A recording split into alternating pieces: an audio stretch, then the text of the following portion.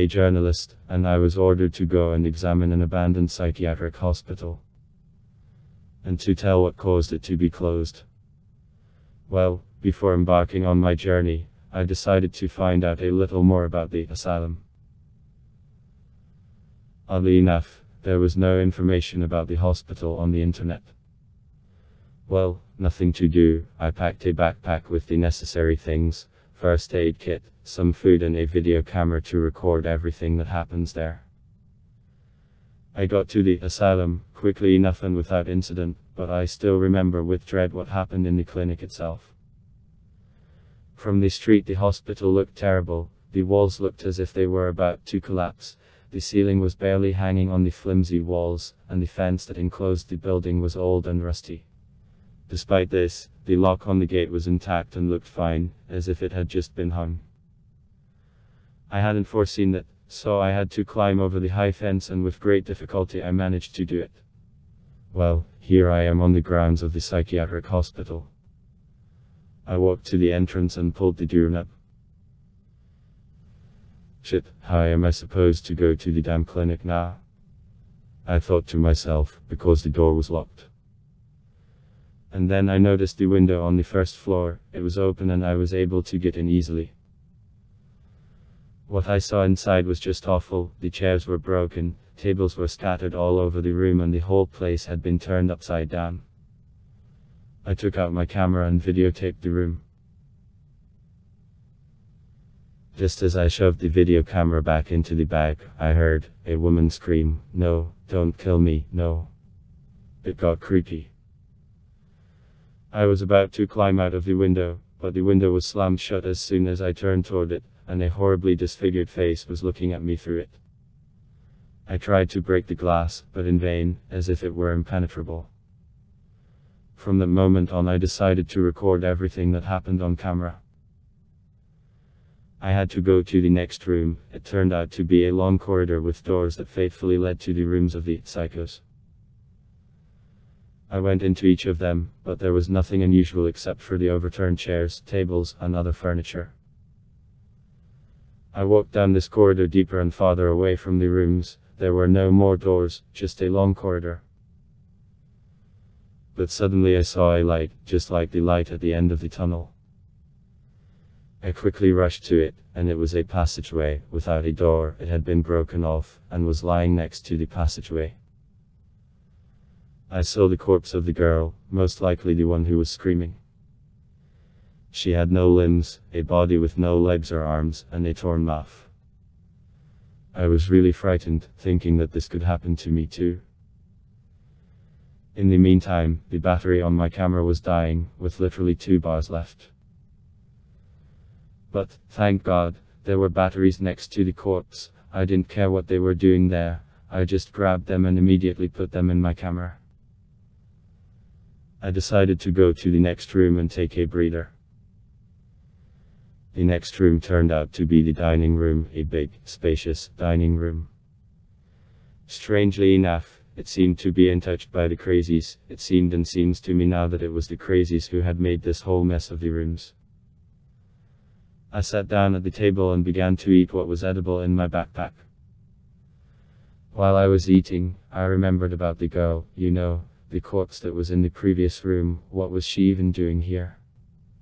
How did she end up here?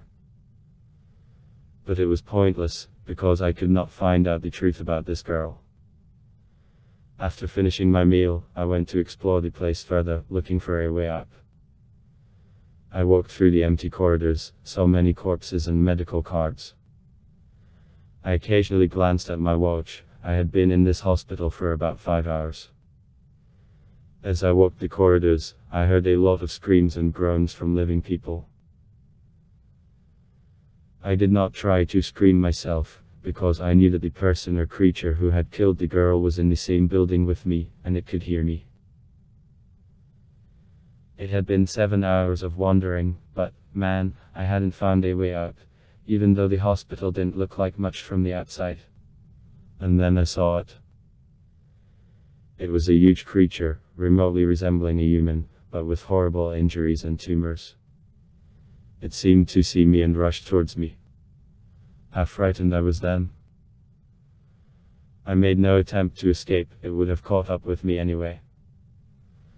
I woke up already in the room. It was not the kind of room I had seen. It was fairly neat and well furnished, but I was shocked by what I saw.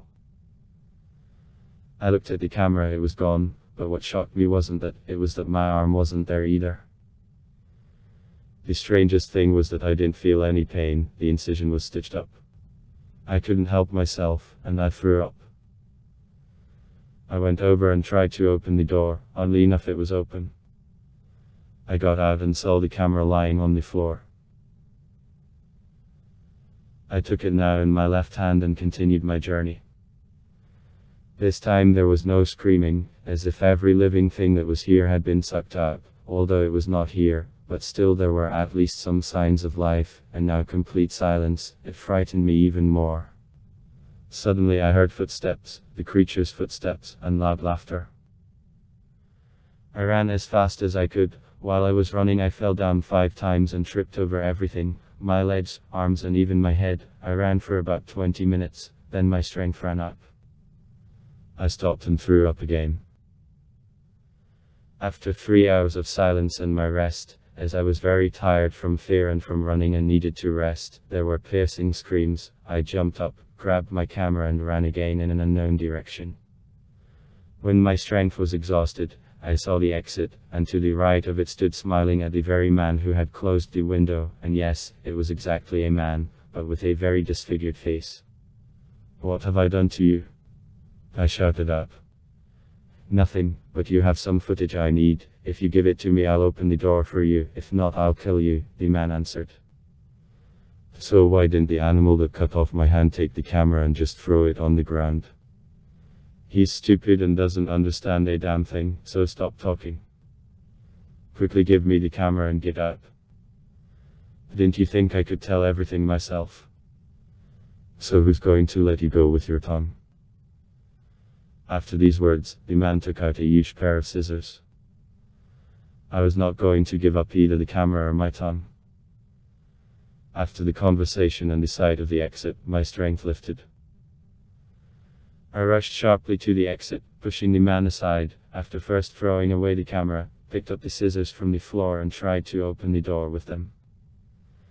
The door was locked, a failure. Then I approached the man and first tried to cut off his head. He was lying unconscious, but I am not like that. I am not a killer. I just took the keys from his pocket and opened the door. When I opened it, I saw the dawn outside, and suddenly the same dumb head jumped on me from behind, and I was really scared. We started rolling around on the floor until I reached for the scissors. The dumb head was punching me in the stomach. I grabbed the scissors and shoved them in his eyes. He screamed. I had time and I did not let him get away. I quickly jumped up and ran for the exit. Barely had time to grab my camera and lock the door from outside. I had all the information about this hospital on my camera, and one hand testified that I had been brutally beaten. After that I quickly ran, reached the police post and told and showed them everything. A couple of days later the hospital was torn down. I was helped with my arm by doctors. And what I want to say, the guys didn't even promote me at work and I decided to quit.